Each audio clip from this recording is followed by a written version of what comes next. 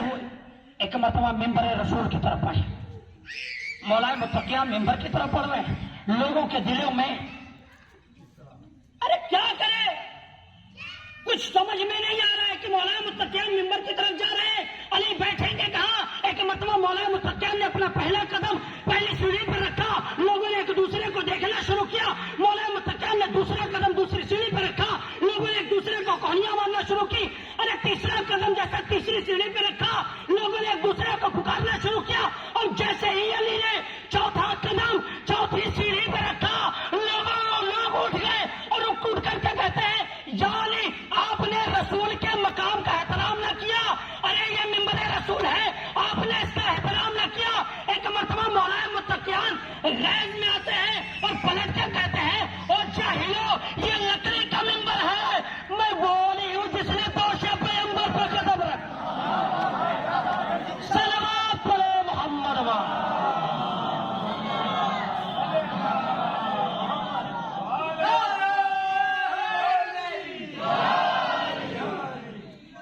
اور جاہلو یہ تو لکڑی کا ممبر مولود حرم زینت کا شانہ بنا ہے. مولود حرم زینت کا شانہ بنا ہے. کعبہ رخ پر نور کا پروانہ بنا ہے. اے شخص چلو چل کے ذرا دیکھے وہ منظر. اللہ کا گھر آج زکا خانہ بنا ہے. نعرہ حیدری. جنگل پہاڑ کرتے ہیں نادے علی علی. مشکل کو میری حل کرو مشکل کشا علی. نعرہ حیدری. نعرہ بلند سلام.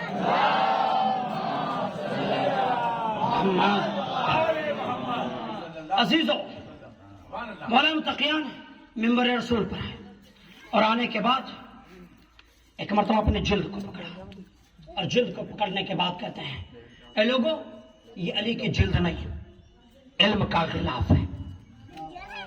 ایک مرتبہ اپنے سینے کی طرف اشارہ کر کے کہا لوگوں یہ علی کا سینہ نہیں علم کا صندوق ہے. ایک مرتبہ اپنی پسلیوں کی طرف اشارہ کر کے کہا لوگوں یہ علی کی پسلیاں نہیں علم کی حدیں ہیں. اس کے بعد مولا متقیان نے فرمایا سلونی قبل ان تفقدونی. سوال کرو اس سے پہلے کہ تم مجھے کھو دو. عزیزو لوگوں نے سوال کیے مولا متقیان نے جواب دیے لیکن ایک دعویٰ مولا متقیان نے ایسا کر دیا کہ ہمارے مطابق تو یہی ہے کہ وہ دعویٰ دعوے سلونی سے بھی بڑھ کر ہے. میں اپنی کم علمی کی بنیاد پر کہہ رہا ہوں کہ وہ دعویٰ ایسا ہے اب آپ کا ذہن بھی فیصلہ کرے گا. مولانا متقیان فرماتے ہیں سلونی قبل ان تفقدونی. سوال تو کرنے کے لیے کہہ دیا لیکن ایک دعویٰ اس سے بڑا کیا اور وہ یہ کہ لوگوں جب تم سوال کیا کرو تو سوال کا جواب لے کے چلے نہ جایا کرو بلکہ علی سے پوچھ لیا کرو یہ جواب قرآن میں کہاں لکھا ہے. علی آپ سوال کے جواب بھی دیں گے اور یہ بھی بتائیں گے کہ قرآن میں کہاں لکھا ہے. کہاں فقیر شام آیا امیر صبح و شام کے پاس اور آنے کے بعد کہتا ہے یا علی میرا ایک سوال ہے. کہ تو سوال شروع کرتا ہے یا میں جواب دوں؟ کہ نہیں یا علی سوال میں کروں گا تاکہ مجمع بھی سن لے میرا سوال کیا ہے اور جواب آپ دیں گے. کا سوال کا کہ یا علی میں ہوں بنو امیہ کا جوان اور تم ہو بنو ہاشم کے جوان. ان دونوں جوانوں میں ایک فرق ہے. کہ یا علی ان دونوں جوانوں میں ایک فرق ہے. تم جو ہو بنو ہاشم کے جوان تمہاری داڑھیاں ہیں گھنی اور ہم جو ہیں بنو امیہ کے جوان ہماری داڑھیوں میں ہے کہیں کہیں بال. یا علی اس کا سبب کیا ہے؟ یا علی اس کا سبب کیا ہے؟ اس سے پہلے کہ علی اپنے ہونٹوں کو جنبش دیتے اپنے زبان کو کھولتے اس نے پلٹ کے کہا یا علی آپ کو اپنا دوسرا والا وعدہ یاد ہے نا؟ کہا کون سا؟ کہا آپ نے یہی کہا تھا کہ سوال کاٹ کے اور جواب لے کے چلے نہ جایا کرو، بلکہ پوچھ لیا کرو کہ یہ جواب قرآن میں کہاں لکھا ہے. یعنی آج لے اس دربار میں تیرا امتحان ہو رہا ہے، بتا قرآن میں تیری میری داڑھی کا ذکر کہاں ہے؟ مولا متقیان نے کہا اگر تو دیکھنا چاہتا ہے کہ تیری میری داڑھی کا ذکر کہاں ہے، لا قرآن میں تجھے دکھاتا ہوں. مولا متقیان نے قرآن کو کھولا اور کھول کے دکھایا، کہا اس میں دیکھ نہیں لکھا ہوا ہے وَالْبَلَدُ الطَّيِّبُ يَخْرُجُ نَبَاتُهُ بِإِذْنِ رَبِّهِ وَالَّذِي خَبُثَ لَا يَخْرُجُ إِلَّا نَكِدًا. دیکھ قرآن تیری میری داڑھی کا تو ذکر کر رہا ہے کہ طیب زمینیں گھنی فصل دیتی ہے اور خبیث زمینیں کہیں کہیں پودا نکالتی ہے. صلوات پڑھے محمد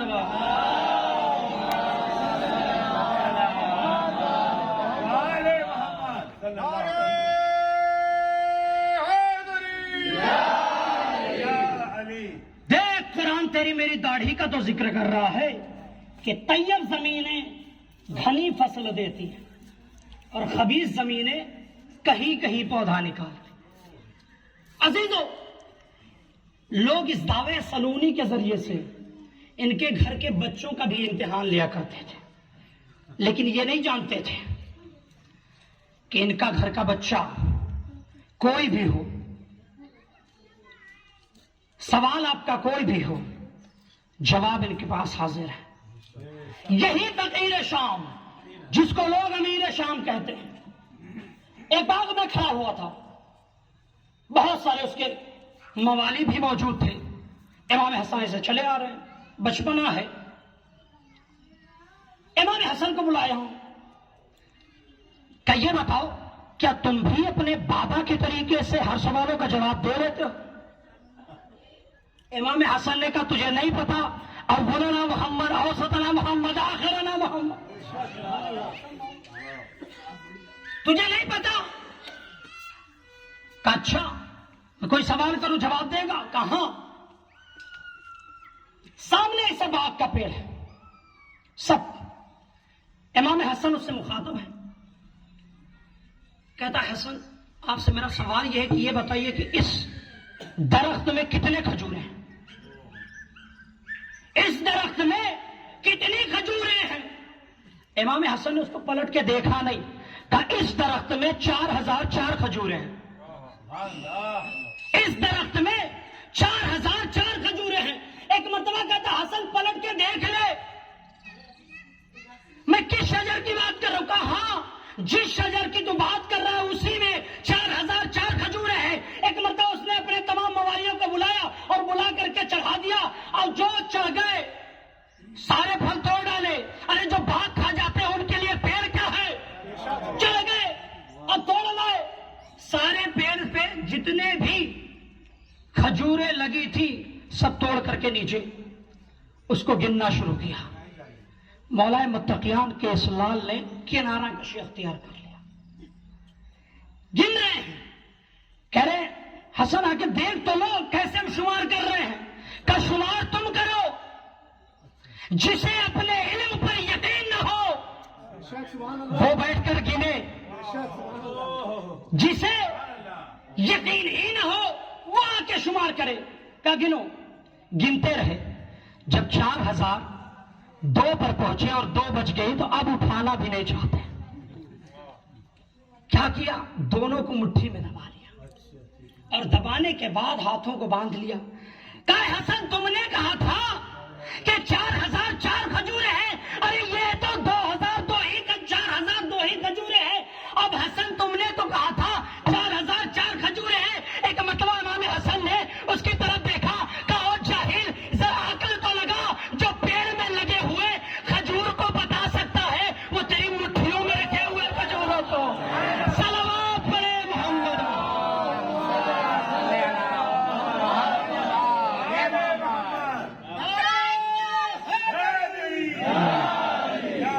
سر پہ ہیرو کے تاج جڑے رہتے ہیں، جن کے سر پہ ہیرو کے تاج جڑے رہتے ہیں وہ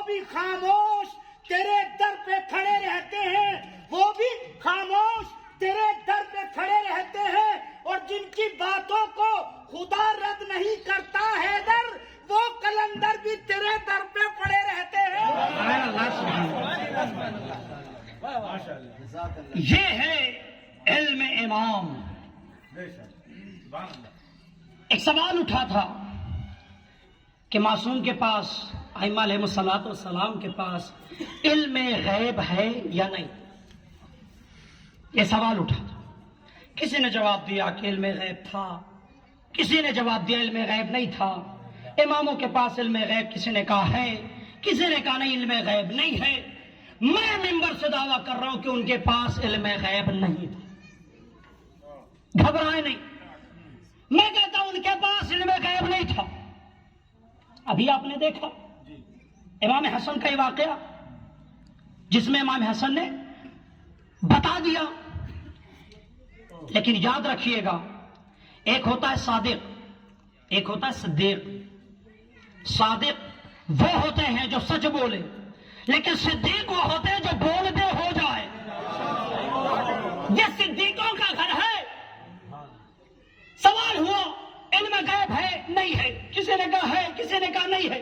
کسی نے جا کر کے مولا ہی سے پوچھ لیا، مولا یہ بتائیں کہ آپ کے پاس علم غیب ہے؟ کہا نہیں. کہا مولا ہم تو آج تک یہی جان رہے تھے کہ آپ کے پاس علم غیب ہے. کہ علم غیب ہوتا کیا ہے؟ کہ مولا وہی جو چھپا ہوا ہو. مولا نے کہا جب دنیا کی کوئی چیز ہم سے چھپی ہوئی نہیں ہے، جب کائنات کی کوئی شے ہم سے چھپی ہوئی نہیں ہے، تو علم غیب کیسا؟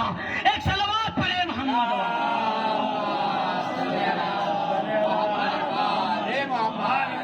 یہ وہ ہے کہ جو کہتے ہیں کہ اگر حجابات کے ساتھوں پردے ہٹا دیے جائیں تو ہمارے علم میں اضافہ نہیں. بس عزیزان ہوتا، چونکہ اذان کا وقت قریب ہے اور مسائل ابھی باقی ہے. عزیزو آج چہلو 40واں کرنے کے لیے امام کا آپ حاضر ہوئے ہیں. اس امام کا ماتم کرنے آئے ہیں جس کے 40ویں پر کربلا میں صرف اور صرف ایک جابر ابن عبداللہ الانصاری اور ایک ان کا غلام، صرف 2 لوگ حاضر تھے. لیکن اے جابر ابن عبداللہ الانصاری، سلام ہو آپ پر. آپ نے زیارت کر کے ہم تمام مومنین کے اعمال کو اس طریقے سے سنوارا ہے کہ بھی کل جو خبر میں نے دیکھی 10 کروڑ کا مجمع کربلا معلیٰ میں. اے حسین، آپ نے بھی بلایا نہیں ہے، ہم 10 کروڑ آ گئے ہیں. اے مولا آپ ہمیں ایک مرتبہ بلا کے تو دیکھیں. یہ عزادار دنیا کے کونے کونے سے آپ پر فدا ہونے کے لیے آ جائیں گے.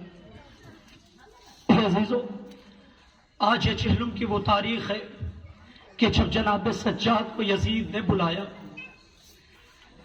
امام کو اس سے پہلے جب بلایا جاتا تھا تو کبھی کوڑے لگائے جاتے تھے، کبھی تازیانے لگائے جاتے تھے.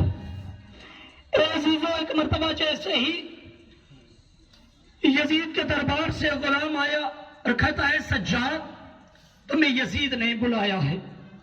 زینب ماں کا دل رکھنے والی تڑپ گئی اور کہتے ہیں بیٹا میں اکیلے نہ جانے دوں گی، میں اکیلے نہ جانے دوں گی. اے زادارو، ایک مرتبہ امام سجاد کہتے ہیں بھائی اماں تھوڑا صبر کرے، نہ جانے کیا مسئلہ ہے، صبر کرے.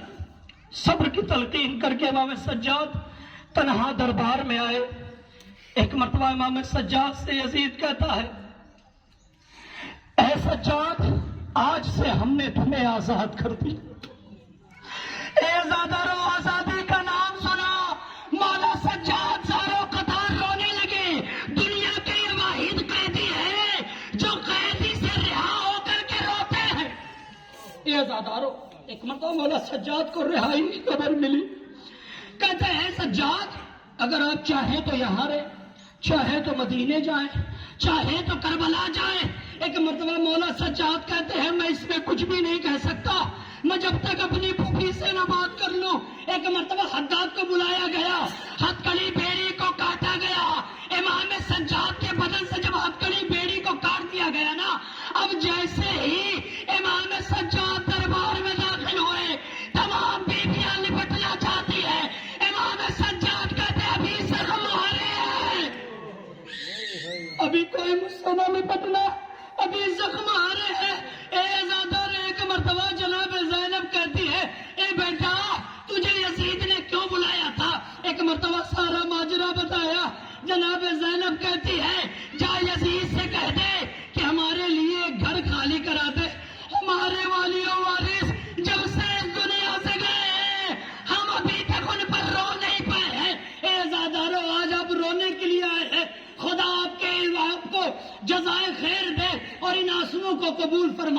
یہ زادارو ذرا سنیں گے. ایک مرتبہ جناب زینب کے لیے گھر خالی کروایا گیا.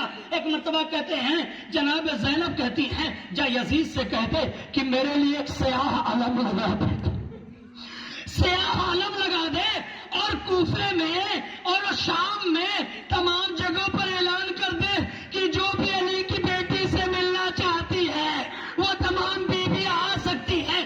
اے زادارو اعلان ہونا تھا, پرچم کو دیکھتے تمام بیویاں زینب کے قریب آ گئی. اب ہر بیوی رو رہی ہے, کوئی اس کونے میں, کوئی اس کونے میں, کوئی اس کونے میں, کوئی وہاں حسینہ کہہ کے رو رہی ہے, کوئی وہاں عباسہ کہہ کے رو رہی ہے, کوئی وہاں علی اکبرہ کہہ کے رو رہی ہے. اے عزادارو جب یہ شام کی عورتیں آئیں نا تو آنے کے بعد ایک مرتبہ جناب ام لیلا کے قریب جاتی ہیں. اے بی بی آپ اتنا کیوں گریہ کر رہی ہیں, کیا مسئلہ ہے؟ ایک مرتبہ جناب ام لیلا کہتی ہے میرا 18 سال کا کلیہ جوان, اس کے سینے میں پرچی لگی, کربلا کے میدان میں سو. اے عزادارو بیبیاں اٹھ کر کے جناب زینب کے قریب آتی ہیں اور آنے کے بعد کہتے ہیں بی بی آپ کیوں رو رہی ہے, آپ کا کیا ہوا؟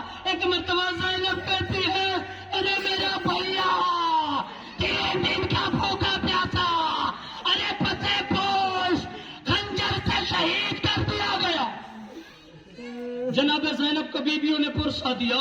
ایک مرتبہ بیویاں اٹھ کر کے جناب فروا کے پاس آئے اور آنے کے بعد کہتے ہیں بی بی آپ کیوں گریہ کر رہی ہے؟ ایک مرتبہ جناب فروا کہتی ہے ارے میرا 13 سال کا قاسم گھوڑوں سے پامال ہو گیا, اس کا لاشیں ٹکڑوں ٹکڑوں میں تقسیم. رولے عزادارو, اے عزادارو ایک مرتبہ تمام بیویاں اٹھ کر کے جناب رباب کے پاس آتی ہیں. اب جیسے ہی بیٹھتی ہے اے بی بی آپ کو کس کے دم نے مارا؟ ایک مرتبہ بی بی فرماتی ہے اے بی بی ارے مجھ سے سوال نہ کرو, میری تو مانگ بھی اجڑ گئی, میری تو گود بھی اجڑ. اے عزادارو جناب رباب کو فرصت دے رہی ہیں. اتنے میں شور بلند ہوا, تمام سرانے لگے. ایک مرتبہ جناب علی اکبر کا سر آیا, تمام بیویوں نے وہ علی اکبرہ کہہ کے ماتم کیا. ایک مرتبہ جناب قاسم کا سر آیا, تمام بیویوں نے ماتم کیا. ایک مرتبہ حسین کا سر آیا, تمام بیویوں نے مل کے ماتم کیا. ارے جناب اول محمد کا سر آیا, تمام بیویوں نے مل کے ماتم کیا. اے زادارو جب تمام سادہ سامان آنے لگے نا تو ایک مرتبہ ایک ننھی سی ردا, 2 ننھی بالیاں اب جو آئی جناب رباب لے کر کے رضا خانے سے نکل کے زندان میں جانے لگی. بیویوں نے پوچھا ہے بی بی ارے یہ بالیاں کہاں لے جا رہی ہے؟ تو اپنے بچی کو دیکھ, میری بچی زندان کے اندھیرے میں سو گئی. اے عزادارو ایک مرتبہ جناب رباب ابھی اس گریہ میں مشغول تھی. اتنے میں پتا چلا کہ تشت میں کچھ کپڑے کے نیچے سے چھپایا ہوا لایا گیا. ایک مرتبہ عزادارو ایک چھوٹی سی اس میں گٹھری تھی. ارے اس گٹھری میں نہ جانے کیا تھا. ایک مرتبہ جناب رباب نے بڑھ کر کے لیا,